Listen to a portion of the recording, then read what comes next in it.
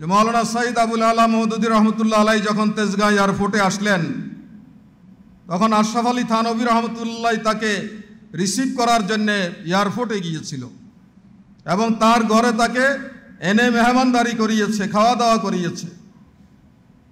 কোথায় সেই হৃদ্যতা আজকে ওলামায়ে কেরামের মাঝে?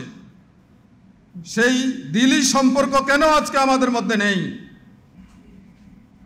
ইখতিলাফ সারা জীবনেই থাকবে।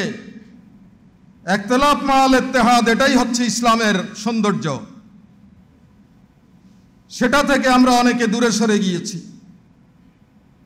গত 15 বছরে প্রায় 5 লক্ষাধিক লোক খ্রিস্টান হয়ে গিয়েছে মুসলমানদের থেকে, এবং এদের অধিকাংশের সাক্ষাৎকার আমরা খোঁজ খবর নিয়ে দেখতে পেরেছি যে এক আলেম আর এক আলেমকে ফতুয়া দেয়, এক আলেম আর এক আলেমকে গুমরা বলে, কাফের বলে। সুতরাং কোন আলেমের কথা আমরা বিশ্বাস করব? এই জন্য ইসলামী বাদ দিয়ে আমরা অন্যদিকে চলে গিয়েছি।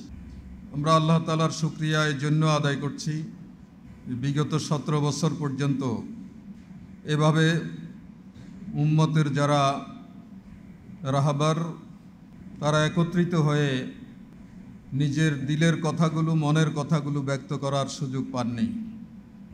একটি জালিম, স্বৈরাচারী, কর্তৃত্ববাদী এবং হিন্দুত্ববাদের প্রতিনিধিত্বকারী জালিম সরকার বাংলাদেশের মানুষের ঘাড়ে জগদ্দল পাথরের মতো চেপেছিল। এরা এদেশের মানুষের সব ধরনের অধিকার কেড়ে নিয়েছে অত্যন্ত নির্মমভাবে। আমাদের কথা বলার অধিকার, আমাদের দল করার অধিকার, আমাদের ভোটের অধিকার, ভাতের অধিকার, আমাদের জানমাল ইজ্জত আবরুর নিরাপত্তা বিধান করতে ব্যর্থতা এবং দেশের রাষ্ট্রের উন্নতি, অগ্রগতি, সমৃদ্ধি ধুলায় মিশিয়ে দিয়ে নিজেদের রাম রাজত্ব এখানে তারা কায়েম করে কার্যত গোটা বাংলাদেশটাকে একটি বৃহৎ জেলখানায় তারা পরিণত করেছে। আল্লাহ রাব্বুল আলামিন এদেশের মজলুম মানুষের ফরিয়াদ শুনেছেন, আমাদেরকে তিনি সাহায্য করেছেন। 5ই আগস্ট এই স্বৈরাচারী হাসিনা সরকারের পতন হয়েছে এবং সে পালিয়ে দেশ থেকে আত্মগোপনে আছে। বাংলাদেশ তৃতীয়বার স্বাধীনতা লাভ করেছে। প্রথম আমরা সংগ্রাম করে 47 সালে ইংরেজ থেকে স্বাধীনতা পেয়েছিলাম। পাকিস্তানের শাসক গোষ্ঠী ওলামায়ে কেরামের 21 দফা দাবিকে উপেক্ষা করে নিজেরা মন গড়া এবং সাম্রাজ্যবাদী শক্তির ডিকটেশনে দেশ পরিচালনা করার পরে 71 সালে আরেকটি মুক্তিযুদ্ধ করতে হয়েছে। পিণ্ডির গোলামি থেকে আমরা মুক্ত হয়েছিলাম। এরপরে গত 50 বছরে আমরা মূলত দিল্লির গোলাম ছিলাম। এই 50 বছরে পার্শ্ববর্তী দেশ আমাদেরকে সব দিক থেকে বঞ্চিত করেছে, আমাদের উপরে হিন্দুত্ববাদ চাপিয়ে দিয়েছে, আমাদের উপরে জুলুম করেছে, এই দেশটাকে ভারতের বাজারে পরিণত করেছে।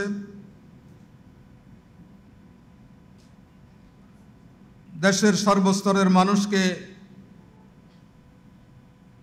চরমভাবে হতাশ করেছে।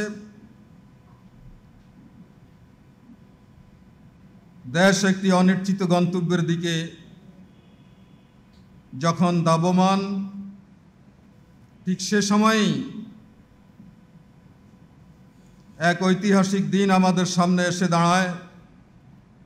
সেই দিনটি হচ্ছে 5ই আগস্ট।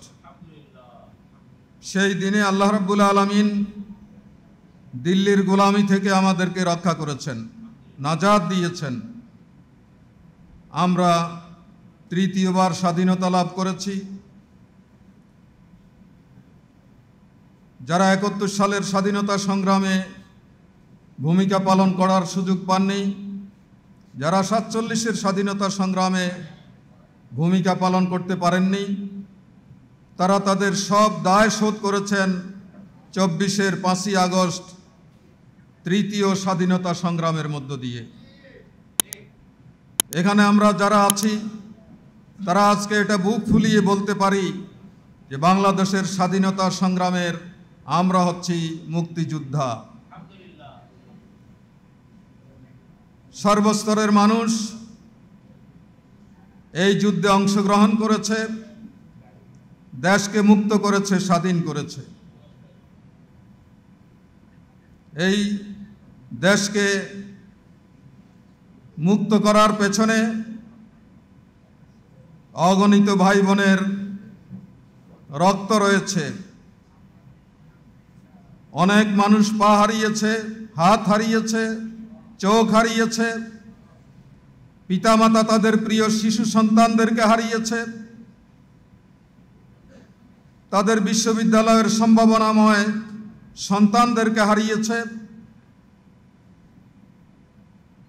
এভাবে একটি দীর্ঘ ত্যাগ কোরবানির বিনিময়ে আজকে বাংলাদেশ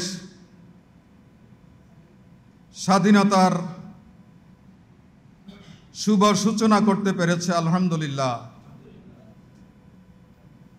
মূলত এই দেশটি ঐতিহাসিকভাবেই এমন একটি দেশ যারা কারো বশ্যতা স্বীকার করতে রাজি নয়, কারণ এদেশের ৯০% মানুষ বিশ্বজগতের মালিক মহান আল্লাহ রাব্বুল আলামিনের উপরে ঈমান এনেছে। সে কারণে আল্লাহ রাব্বুল আলামিন ছাড়া আর কারো কাছে তারা মাথা নত করতে জানে না। স্বাধীনতার এই চেতনা এদেশের মানুষকে প্রতিটি ঐতিহাসিক মুহূর্তে ঘুরে দাঁড়ানোর সিদ্ধান্ত সাহস জুগিয়েছে। তারা ঘুরে দাঁড়িয়েছে, জাতির প্রতিটি ক্রান্তিকালে মানুষকে তারা পথ নির্দেশনা দিতে পেরেছে। এক্ষেত্রে সব সময়ই নেতৃত্বের ভূমিকায় ছিল উলামায়ে কেরাম। শাহ ওলিউল্লাহ মুহাদ্দিস দেহলভী রহমতুল্লাহ আলাইহি, শাহ আব্দুল আজিজ মুহাদ্দিস দেহলভী রহমতুল্লাহ আলাইহি, আশরাফ আলী থানভী রহমতুল্লাহ আলাইহি, হুসাইন আহমদ মাদানী রহমতুল্লাহ আলাইহি, এভাবে শাহ জালাল, শাহ মাকদুম, তিতুমির, হাজী শরীয়তুল্লাহ, তারাই ছিল এদেশের স্বাধীনতা আন্দোলনের অগ্রসৈনিক। তারাই জাতিকে প্রকৃত স্বাধীনতার পথ দেখিয়েছে। আজকে দুঃখজনক হলো যে আমরা বুক ফুলিয়ে এই কথাগুলো বলতে পারি না, যার কারণে আমাদের নীরবতার কারণে শেখ মুজিবের মতো লোক আজকে স্বাধীনতা সংগ্রামের নেতা সেজেছে।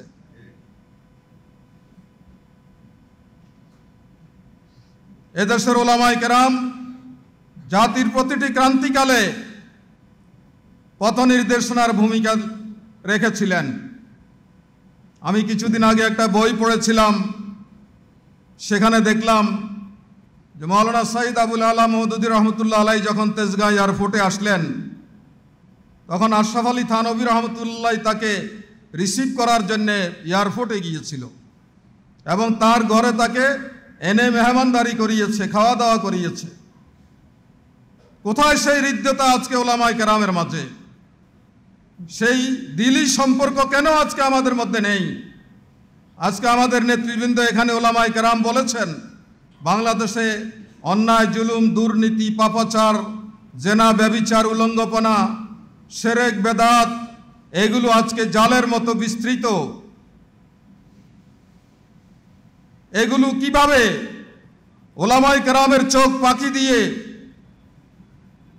আমাদের সমাজে মুসলমানদেরকে গুমরাহির দিকে নিয়ে যাচ্ছে, এই বিষয়টি আজকে আমাদেরকে চিন্তা করে দেখতে হবে। ইন্নাল উলামা ওয়ারাসাতুল আম্বিয়া, উলামায়ে কেরাম নবীদের হেদায়েত এবং আদর্শের উত্তরাধিকারী। আমরা যদি প্রকৃত অর্থে মানুষের ঘরে ঘরে আল্লাহর দ্বীনের বাণী পৌঁছায় দিতে পারতাম, আমরা যদি মাদ্রাসা মসজিদ মক্তবের মধ্যে সীমাবদ্ধ না থেকে আম জনতার কাছে আল্লাহর দ্বীনের দাওয়াত নিয়ে যেতে পারতাম, তাহলে রাসূলের রক্তে ভেজা এই উম্মাহ এভাবে কুফর, শিরক, বেদাত, অন্যায়ের দিকে চলে যেত না। আমাদের নিজেদের কর্মকাণ্ডেরও পর্যালোচনা আজকে করতে হবে। এই যে অনেক সম্মানিত উলামা এখানে ওয়াতাসিমু বিহাবলিল্লাহি জামিয়ার কথা বলেছেন, এই আয়াতের পরের আয়াতেই আল্লাহ রাব্বুল আলামিন বলেছেন, ইয়াউমা তাবিয়াদ্দু উজুহু ওয়া তাসওয়াদ্দু উজুহ ফাআম্মাল্লাযীনা সুওয়াদ্দাত উজুহুম আকাফারতুম বাদা ঈমানিকুম। আগের আয়াত এবং পরের আয়াত, আগের আয়াতে জামাতবদ্ধতার কথা বলা হয়েছে, ঐক্যের কথা বলা হয়েছে, আর পরের আয়াতে কথা বলা হয়েছে যে কাল কিয়ামতে কিছু লোকের চেহারা খুব মলিন হয়ে যাবে, কালো হয়ে যাবে, আর কিছু চেহারা উজ্জ্বল থাকবে। যাদের চেহারা কালো হবে তাদেরকে আল্লাহ তাআলা বলবেন, আকাফারতুম বাদা ঈমানিকুম, ঈমান আনার পরে কি দুনিয়াতে কুফরি করেছিলে? তার মানেটা কি?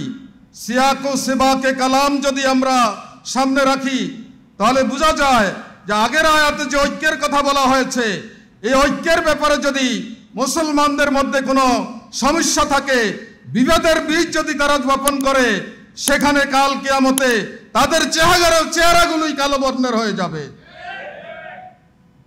সে কারণে আজকে আমাদেরকে ওলামায়ে কেরাম এবং গোটা জনতাকে নিয়ে একটি নিশ্চিদ্র ঐক্য আমাদেরকে গড়ে তুলতে হবে। আমার কোনো স্বার্থ এখানে যাতে বাদ না সাধে, দুনিয়ার কোনো খেয়াল খুশি যাতে এখানে বাদ না সাধে, আল্লাহ যেভাবে ঐক্য চেয়েছেন সেভাবে আমরা ঐক্যবদ্ধ হতে হবে। আমি যেভাবে চাই সেভাবে ঐক্যবদ্ধ নয়, আমি যেভাবে চাই সেভাবে সংগঠন নয়, আল্লাহ যেভাবে চান সেভাবেই আমাদেরকে ঐক্যবদ্ধ হতে হবে। দিলের ঐক্য এবং সাথে সাথে বাহ্যিক কাজের মাধ্যমে আমাদের মধ্যে ঐক্য নিশ্চিত করতে হবে। ইখতিলাফ সারা জীবনেই থাকবে, ইখতিলাফ মাআল ইত্তেহাদ, এটাই হচ্ছে ইসলামের সৌন্দর্য। সেটা থেকে আমরা অনেকে দূরে সরে গিয়েছি।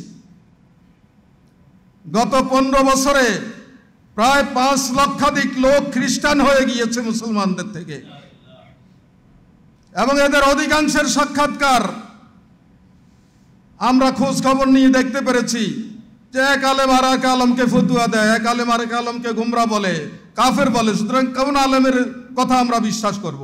এই জন্য ইসলামী বাদ দিয়ে আমরা অন্যদিকে চলে গিয়েছি। এই দায় কি সাধারণ জনগণ নেবে? এই দায় সম্পূর্ণভাবে আলেমদের উপরে। কেন আমরা জাতিকে ঐক্যবদ্ধ রাখতে পারলাম না?